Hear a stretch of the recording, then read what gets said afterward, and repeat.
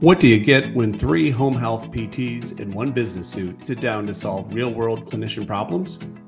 Welcome to Home Health, Suit and Scrubs, the podcast where home health clinicians meet the business side of care. I'm Dan Haggerty, your resident suit, founder of Care in Motion and Chief Revenue Officer at In-Home Therapy. And I'm joined by the Scrubs, Brendan Kirby, Home Health PT, Lisa Thompson, Home Health PT and mind behind Home Health Chronicles, and Dan Catuccio, Home Health PT and social media personality for therapists everywhere. Before we dive in, don't forget to check out careinmotion.co, where you'll find our full podcast library, resources to help you thrive in the field, and a store full of clinician-approved products made specifically for home health pros like yourself. We have a social worker joining us. Her name is Liz. Liz, welcome to the Care in Motion podcast. We are unfortunately without our fearless leader today, but he's got some other things to do that involve partying for a birthday celebration. So, hey, party on, happy birthday. We all got to celebrate the birthday. So, happy birthday there. And so Liz, thank you so much for joining us on Care in Motion. And, I think Dan, Lisa, myself, as therapists, we all appreciate social workers. And at the end of the day, I'll be honest, even doing this 10 years, I might not know everything that you're capable of doing or that you do. And I think that's part of the reason why we were so intrigued about having someone like yourself on to really help us gain a better understanding. But, go ahead and just introduce yourself briefly. Tell us a little about yourself and how you got into home health and, just a brief introduction, please. Yeah, thank you so much for having me. Special thank you to Lisa. After I started following the Home Health Chronicles on Instagram, I saw the podcast. I loved the episode where you interviewed a speech therapist. Yeah. And I messaged her and said, if you ever want me on, I am so happy. So appreciate the letting me on. I think, Brendan, what you say about, the true complexities of what social work can do is so common. I get that all the time because by nature, it's a field that's defined by people being interested in a lot of different parts of people's lives and specializing in connecting people to resources and finding creative problem or solutions to problems that require you to think outside the box. So I have been in home health for 6 months. I was, I'm brand new. I don't think I'm in the honeymoon phase, but I'm still really, really happy with it. So maybe, who knows? Awesome. I worked in acute care for 6 years and then for 2 years at an acute rehab. And so I feel like I'm following a natural patient trajectory of going from the hospital to rehab in the home. Yeah. What really drew me to it is seeing firsthand how difficult it is for patients to get to their outpatient appointments and how if you're 10 minutes late, there's no way of making up that time or you get chopped because you've been late too many times. And I just love the philosophy of coming to meet people in their home and just erasing that barrier to care of transportation and mobility issues and a ride canceling last minute or an inability to tolerate sitting in the car or what have you. So I just have always loved the philosophy behind it. And my mentor also has, practiced her whole career in home health and always chalked it up to me. So I definitely had a good person to look up to. Awesome. That's super exciting. And thank you for that introduction. My first question for you, Liz, would be right off the bat. You just said you're only 6 months in, right? I'm sure that's been fun, adventurous, and you probably just had some ups and downs. So far, what have you experienced, or is there any experiences that you can just share briefly about us that are really telling or speak to you about the home health setting? Yeah. So the first thing that I experienced, so as you can imagine or remember maybe from your days in the inpatient setting or what you know about social workers is they're probably always attached to their phones and multitasking and working on 15 things at once. And that was the workflow that I grew to love and thrive in. And when I was faced with the possibility of working with one person for like a 2-hour stretch, I was like, what am I going to do with them this entire time? You mean I'm not going to be texting like liaisons at sniffs or like getting an auth on the side or like also in rounds at the same time. And so I found that to be intimidating, but I really grew to love the lack of distractions and focusing on one person at a time and making them feel like they were really the center of everything that was going on. The other thing that was very hard for me in the beginning, actually probably the hardest, harder than the adjustment in my workflow, was the driving being cutting into my productive time, because I was always used to being able to answer calls and texts at any time. But I found if I answered a call when I was driving, I would forget because I wouldn't write it down, because I wouldn't have a way of writing it down. And I was just not anticipating that eating up into my productive time so much. And I had to block out my mornings and evenings for like referrals and documentation in a way that I think I was expecting to do with the patient in their home. But if they had questions throughout the week, it was hard for me to fit that into my schedule at first. So I have a question, because, you know, I refer to social work all the time, but I don't actually know like what your typical kind of day looks like. And you said, you know, you're in a visit for 2 hours. Is that pretty, like, how many patients are you seeing, and are you there for 2 hours? Because I guess you're only really mostly seeing like one visit, like you're only there once typically, right? Or do you have a lot of follow-up visits? Kind of like, what's your... Yeah, I should preface by saying that the program that I work for is not typical. It's home and community based, and I've been able to follow patients for the entire like 6 months or however long, just as part of the care coordination, which is wonderful. But my understanding of the more traditional home health model is that maybe you get a visit or two, and it's not for 2 hours, and you kind of cap it there. So we get authorized for, say, like 20 hours a week or however many hours. And right. And I see that look on your face. It's great for PTOT, speech, dietitian, social work. And then we meet internally to decide how many hours. But for one patient, who had glioblastoma and required a lot of community resource connection and caregiver support for his wife, I was seeing 8 hours a week. Because also he didn't have an ability to tolerate a lot of intensive therapy. So I was able to step up and use those, and that was incredibly beneficial. So I think I'll start off strong in the beginning with maybe like 4 hours or 5 hours a week to evaluate and just sort of get off all the community resources off the bat. And then I'll decrease to an hour or two a week for that same patient and continue to follow for things that come up. Wow. Yeah. So my typical day, I have 7 patients right now. This is just PRN. And I'll start off with the community resource referrals in the morning, because it's much easier to do that from my home office, because most patients don't have printers or scanners, and or even cell service sometimes in certain areas. Like I won't be able to use my phone.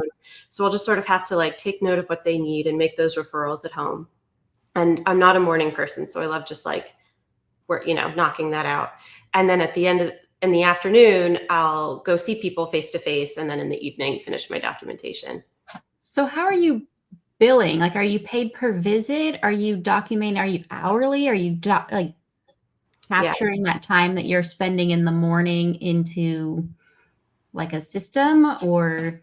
Yeah, I'm paid hourly. So we have our direct service time, which is face-to-face or telehealth on like a Teams platform with the patient, or indirect service, which is any care coordination and referrals and other communication. So both of those are can be billed the same way to insurance, but they authorize, like I said, 20 hours a week or 18 or whatever they work out. And then that's divvied up between all of the disciplines. Interesting. Mm-hmm. Maybe I can ask a question, Liz, if I may. So number one, I respect your profession immensely. And obviously we couldn't do our jobs without you. And I want to say, oftentimes when I'm referring social work in, it is the most challenging situations that we see. whether it is challenging family dynamics or limited resources, and so we call in social work. I just wonder if you could speak to how you kind of, I guess, emotionally prepare for some of the challenging stuff. I mean, I know it's only been 6 months within the home health setting, so obviously, you may have limited time in so far, but any insight that you might provide that, because we are asking you guys to come into some of the most challenging situations that we see. So we appreciate that, but I'm just curious what you have to say about that. Yeah, I think And Liz, can I add just one part to that? And since you're giving you such difficult situations, how do you phrase things like if you can't provide something, or how do you like navigate that type of stuff as well? Like, because I'm sure these discussions are not easy, especially for these people. Like, I'm sure Dan and myself go in and say, hey, Liz can really help you, and maybe you can't help them necessarily the way that you want to, or to because of insurance or limitations. So if you can expand on that too, please. Sorry. definitely. Yeah. I think the one thing that is so obvious and self-evident when you're meeting people in the home is that you're in the environment where this unsafe situation is happening, where the neglect or the abuse or the financial insecurity, and you're really faced with it in a way that's sort of you just hear about it in the hospital, and like maybe you see the effects of it, but it's different being in someone's home and witnessing it yourself. And I think that the car ride home is always like a sober time to reflect on that and give space and just sort of acknowledge the different situations that people are living in. I'm actually thinking of someone I saw today for an evaluation who, after significant polytrauma, was just sharing how low his mood is, how significant his depression is, how much difficulty he's had adjusting to life at the wheelchair level. And at the end, he said, "I'm sorry for dumping all this on you. I'm so sorry. Like, it's 3:30 on a Thursday. Like, you have so many other places that you should be." And I was like, "Can I challenge you on that? Like, I'm here at work, that I chose to do this, and I want to be here, and I can handle it. Tell me anything. Like, I'll be that person." And he was like, "What is wrong with you?"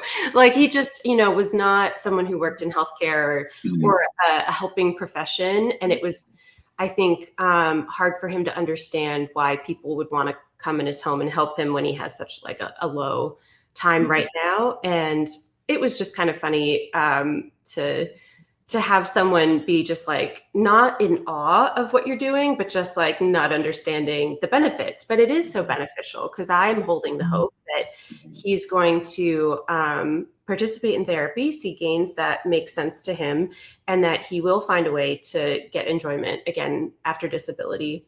And that is so rewarding. And I think the benefit of the program that I have, if I'm following someone for 6 months, then you do get to see the benefit to all of the services that you have provided.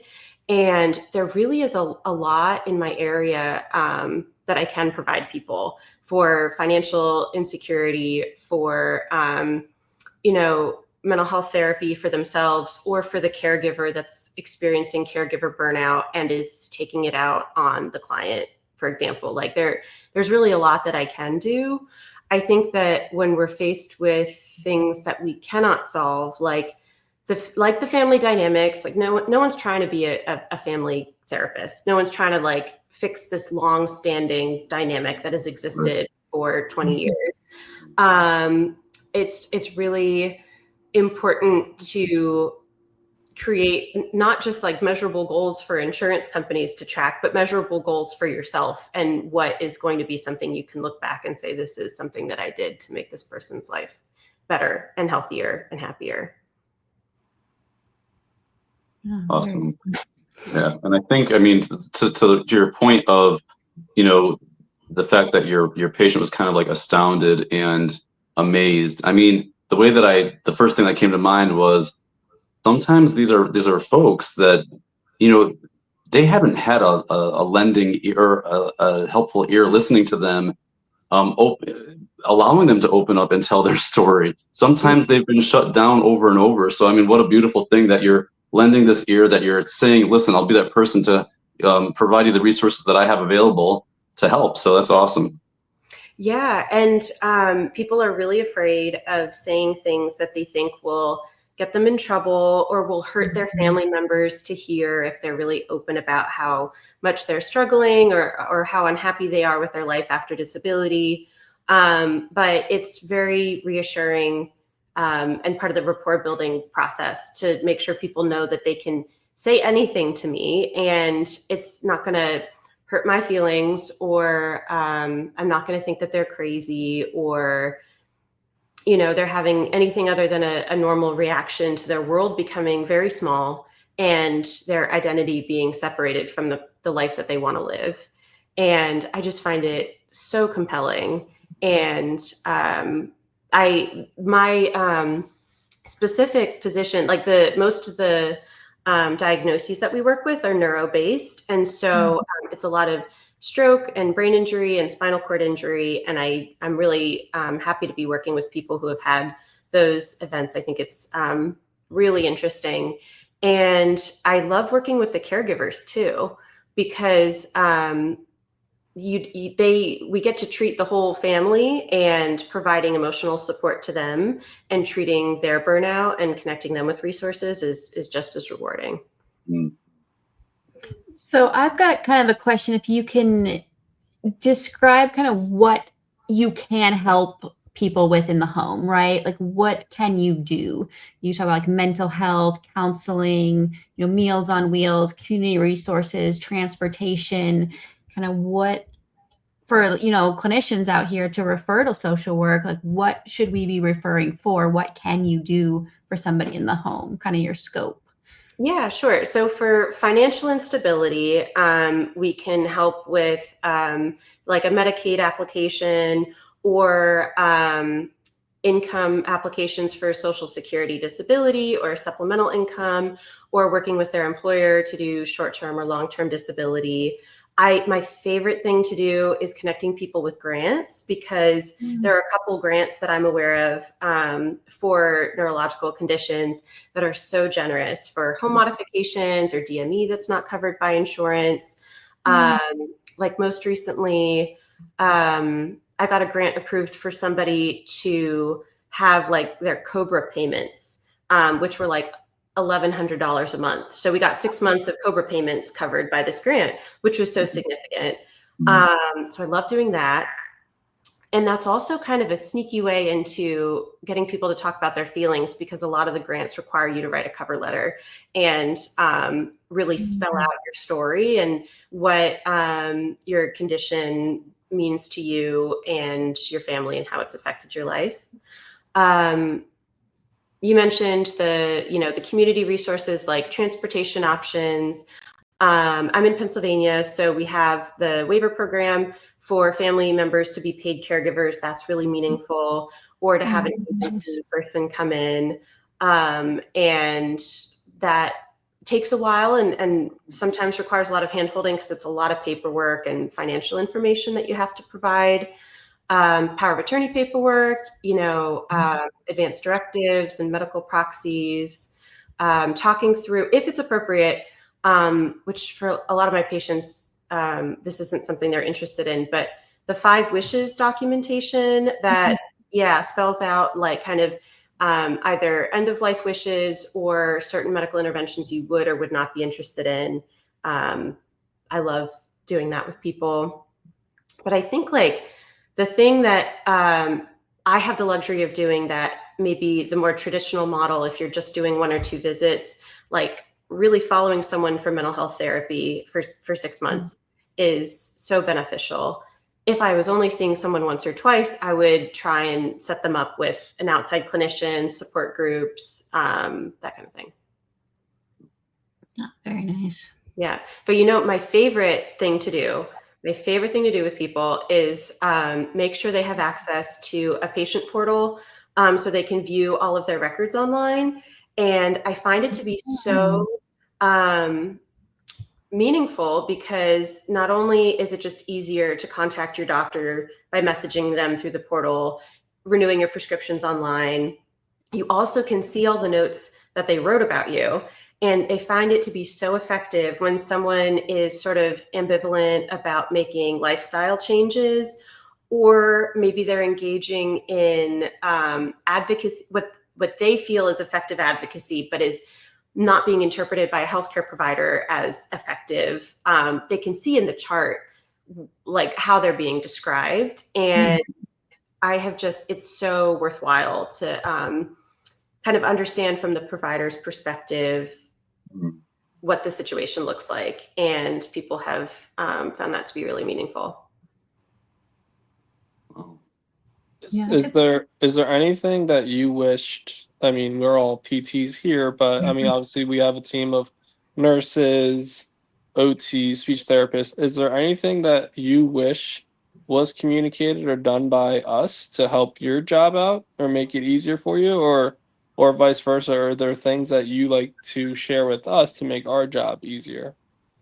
I think that really the only thing that I can think of that has made a difference when I've worked in various teams, like even the rehab that I was working at before, even though we were all physically working together, the communication was not what the current communication is. I found in home health, maybe because we don't work in person with each other, having people are so much more likely to shoot me a message and keep me informed and just share, patient updates and stories. And that has made my job so much easier because it's so fun to hear that like a patient took his girlfriend's dog out for a walk on their therapy session. Like that's so heartening to hear. And I think that it seems to be built into this practice more. So I really enjoy that, hearing the little things and the little wins, because you don't always get that if you're just sort of taking the 10,000 foot approach. Awesome. That's nice to hear you have that communication. I think a lot of times some companies don't have that communication. And I know for me, I could probably be better sometimes if I'm doing a referral. Like I'll just fax the order and I'll be like MSW for community resources and, paperwork or something, and like get it done real quick, send off the referral. I don't know if you get those types of referrals from us, if you would want more information, or you don't really need a lot of information of why you're going, because you'll kind of figure it out while you're there. Yeah, I agree with the latter. I'm happy with just being consulted and I'll figure it out when I'm there, unless there's like something very specific that I think that maybe the patient or family might not be forthcoming about. I remember when I was in the hospital and I would get random consults like that, I didn't like it. But I think now when I, retrospectively look back, I think that I was really just burned out and I didn't have a lot of time to do anything. And so anything that I felt wasn't either like a good use of my time or something that I thought could be deferred until later, I got so defensive. And I recognize this as burnout. Like it wasn't my employee, like my peers' fault at all, but it was like, I only have time to like do these 7 discharges or already today that I found out about this morning. And I think I would have wanted more information then, but now that I do not have that same workflow and stress, it's a totally different world. So what would you say are kind of, speaking of a decrease in stress in home health versus maybe a hospital or rehab, what would you say is like the biggest pro for being a social worker in home health, and potentially, a con that you would have? I mean, the stress was coming from, and I experienced this in the hospital and the rehab, with administration saying, like, reduce length of stay, get them out. Why are they still here? Social work, like, work on this discharge plan. What are my updates? And the length of stay being so much longer, which I recognize is like a real benefit to this program.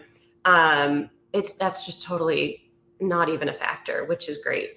I do think that the longer length of stay, I don't know if that is, preventing me from taking on more people? Like, is it better to do slightly less and meet the needs of more people, or do a really, really thorough job and sort of finish everybody out? I think it's interesting that I have never gotten, when I was in the hospital, and especially coming home from rehab, people would call me constantly and be like, this isn't set up, this isn't working, like this nurse didn't show up, what do I do? And no one ever needs that when they discharge from the services from the program working now, because I think we just get them to a point either where they are able to problem solve on their own, or they don't need the service, or I just do a really good job of tying everything up. And it's so notable that no one has ever needed anything after they discharge from this. And that's just such a better feeling, instead of being like, oh, this person's home floundering and I have to try and like help them at home. Yeah, because now you're already helping them in their home. Like you can problem solve all of these things because you're in real time, which, you know, from therapy perspective, that's what we love about it too. We can problem solve in real time in their home. We're not, you know, trying to just not pretend, but try and figure it out somewhere else when you don't know the actual situation, right? Because they're saying, oh yeah, I have transportation at home. It's like, well, no, you don't. Like you have one neighbor like that might be able to come on a Saturday at 2, but you really need medical transportation multiple times during the week, right? So what they say, now you can see them at home and say, oh yeah, you have this one neighbor, but no, let's actually get you the transportation that you need. So I think that, you know, that's what I love about home health. So I can see it kind of translates into, you know, different disciplines. Yeah, that's such a good point, because sometimes it just sort of sounds good on paper and you get word of mouth and they're like, oh yeah, we have 24/7 supervision, or like, we have a trained caregiver, we know how to do this. And then you see in actuality what it looks like. Like I'm thinking of maybe like a PT example, is they're like, okay, I have 6 steps to enter, but then the 6 steps are like rotten wood and there's no railing. And that's not the step that you've practiced in the gym, or they're super steep and at this crazy unsafe incline. So it's so interesting to see what I always took for granted as being true in acute care. And then you see what it looks like because of the diversity of people's houses and the support that they have. So that's great. It makes me feel like a better clinician because I have a more accurate understanding of how those steps actually look like for the person and if they're able to do it or not. Absolutely. Liz, I'm going to flip the script. Do you have any questions for us? I mean, we're all PTs in home health, right? Do you have anything that you're like, hey, what do you guys do, or anything, you know, that comes across that you'd like to ask us, since you have 3 of us here at this moment? Yeah. Well, I would love to hear from Brendan and Dan about your favorite part about home health, since Lisa got to share that. I think that perspective is always just like so heartening to hear. It's, you know, sometimes it's easy to kind of dump on work, but clearly you all are very passionate about what you do, and because of all the different ways that you get to communicate about it. So I'd love to hear your favorite parts. Good, Dan, I'll let you go first. All right. Thanks for the question. Yeah, I mean, so I've been in home health for almost 20 years, and for a lot of reasons, but there's really nothing better than treating a patient where they're the most comfortable, which is their home, you know, and like we've just said multiple times, you're not guessing what their home situation is like. You are there, you are seeing it, and you are helping truly meet meaningful goals. I mean, on the first visit, I say, what is meaningful to you? What would you like to be able to accomplish, say 3-4 weeks from now, right? And sometimes it's something as simple as being able to walk out onto their deck to watch their birds, or to like get their, you know, so, and how awesome is it that I can actually do that actual activity, not simulate it, but actually do that with them. I mean, I've done standing gardening with people, like at stand-up garden beds, you know, weeks before they've passed, you know, and it's like the most important thing to them at that moment. And it's like being able to be a part of that, and really reach those like special, intimate goals that are within their home setting is really, really nice. Yeah, absolutely.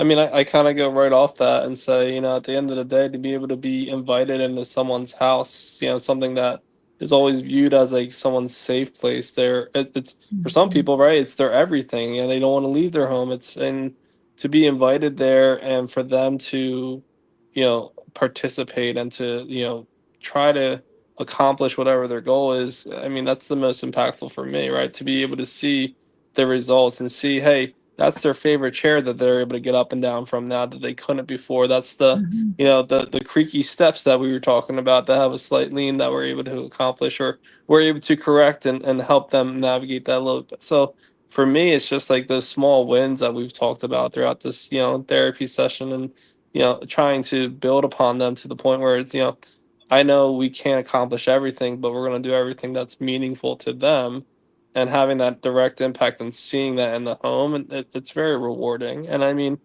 I think for me, it's the reason why every day it's a new challenge, because when you go through that door, you don't know what you're walking into, and even if it's the same patient, it could be a new adventure because you don't know what's happened in their life in the past 24, 48, or however long it's been since you saw them. So yeah. And typically, how many visits a week? I'm assuming 50-minute or 60-minute sessions. Like, how frequently are you seeing people? I would say it ranges from 30 to 45 minutes, and I would say 2 to 3 times a week, and sometimes once a week as we go further in our session. It depends on the situations. Like our orthopedic patients, our total knee replacement patients, that's a different story. Sometimes they'll be seen 3+ times a week, but yeah, I'd say my average is twice a week, and then I tend to, but it really does depend on the situation. Then I'll tend to wean down to once a week as they're starting to reach their goals, and kind of letting them fly a little bit in between visits to see how they're doing with on their own a little bit better before I just Mine's the same. It's the orthos where I might be seeing like 3 times a week for 2 weeks, and they get out to outpatient. And then pending if somebody's really lower level, it's twice a week for me for a little bit longer, maybe 6, 7 weeks, maybe even 8. And we're restarting and then decreasing down to once. If someone's kind of middle, they're doing pretty well, maybe it's twice a week for 3, 4 weeks, and then we're once a week for a little bit. So it really, really depends, but I like that we have the flexibility to put that in our plan of care, right? Not everybody is just twice a week for 8 weeks because that's what we have available. We can make that judgment. And then I have people I go on reassessment visit and we say, no, I actually need to increase you still. You're not where you need to be. And I'll change my plan of care, or I'll decrease their visits, or I'll discharge them early. So I like that flexibility in it. And then we have our insurance constraints of, our Humanas, they're going to give us this many weeks, or some of the managed Medicares, we're getting 4 visits. Yeah. And we just work with what we've got. Yeah. I really loved that post on Instagram where you asked people for their, like, what you need to have in the car. What do you have? Yeah. Well, I want to know, I'm still figuring it out, because I'm pretty good at identifying something that I really wish that I had in the car, and then not like getting it together to actually like continually stock like my snacks, my non-perishable snacks and water bottles. Sunscreen is important. I've gotten like so badly sunburned on this side of my body, which I didn't think about, just like how much time outside and exposed to the sun you are. But any other like tips over the amount of time that you've spent in home care? I mean, I admit I am not the most prepared person. So I am completely disorganized, but I try and do, like, sometimes I'll get a kick and I'll try and do better and I'll stock my car. But like, I've been recently putting an extra water bottle, like a hydro flask type of thing, so I have something when I run out of water, because I don't drink enough water that I should. I know I don't. I'm not Brendan. I don't bring the like gallon Big guns water bottle. I don't take bathroom breaks. I just power through. I don't want to stop. But I have things that help me with like the smoky houses. So like the Febreze fabric sprays, Tylenols, chapstick, like things that just make me feel better about my day. What else do I have? I'll have like extra pairs of sunglasses because I always forget those. I'm probably the most underprepared, I would say, and I've been doing it probably for the longest. I mean, I like the most important thing for me is my 64-ounce bottle of water because that keeps me hydrated all day, and then my lunchbox full of snacks that have to get me through, and then I'm like, the rest it's like, ah. Did you put scrubs in your car yet? Yeah, did we get the second pair of scrubs? No. Okay. See, told you. A change of clothes, because you just never know. But it's a good advice. I just haven't taken it yet. Yeah. Well, Liz, actually stay tuned. Little hint preview. We might have a few products coming up that you might find very useful in the near future. Oh, cool. We're going to be possibly expanding our product line, so you might be able to jump on our caremotion.co website and check out some new things that we have coming about. Definitely. Yeah. The other thing I will kind of wrap this up is, Liz, give us kind of like an elevator pitch. If there's one thing that you wanted to say to therapists as to why we should, include social work, or really, what's the huge benefit of social work, or like a lasting message, what would you let that be so that every therapist here can hear and that can spread? Yeah, I think that sometimes in home health, social work is a limited resource. So if you have it, use it, and never be afraid to consult and just send over the referral, because everybody just wants to be included and treat someone as part of an interdisciplinary team. And if they're able to connect the patients and families to supportive resources, that's also like one less thing you have to do for them, because I work with a lot of really resourceful, knowledgeable therapists, and they've taken the initiative to help people apply for different programs, which I've been really grateful for. But I don't know how many things I can assist with that they would be doing, So I think that it only helps the patient. And I also feel so lucky that I'm able to provide as much therapy as I am, because in-home therapy, like mental health counseling, is such a rare resource. So if that's something that you have access to, people absolutely appreciate it and benefit from it. So many people could benefit from that. I wish we had that. I know our social workers, they're really like a one visit type of thing. So they're there for maybe like 1.5, 2 hours, and providing as much resources as they can.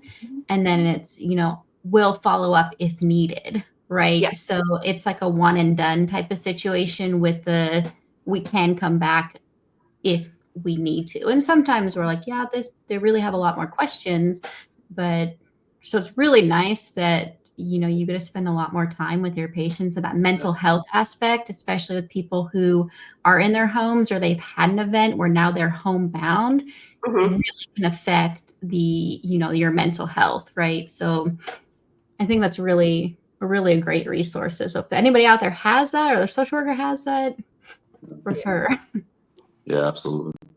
I mean, so Liz, I just want to take a minute and thank you for joining us tonight. I mean, it's been eye-opening for myself with everything that you suggested and said, and I've definitely learned a lot, and I think the rest of our team has here, and I hope the other therapists listening. And just thank you so much for your time again. Remember to like and subscribe, and check out our website, caremotion.com, and our podcast is available. .co, I'm sorry, not the M. Mr. Haggerty will not be happy with me right now on his birthday. This would not be a good thing. Yes, so caremotion.co. Got it, Dan. You hear that, Haggerty? I got it right. And thank you so much, Liz. And maybe we can have you on in the future if we get further questions and anything else. But guys, feel free to drop questions in the comment box for Liz or for ourselves, suggestions, and check out the website with new merchandise and upcoming things that we're trying to promote and get out there to help you guys be prepared and be successful in the home. So thank you all for joining, and have a great week. See you next time. Thanks, Thank you. guys. Bye, everybody. See ya.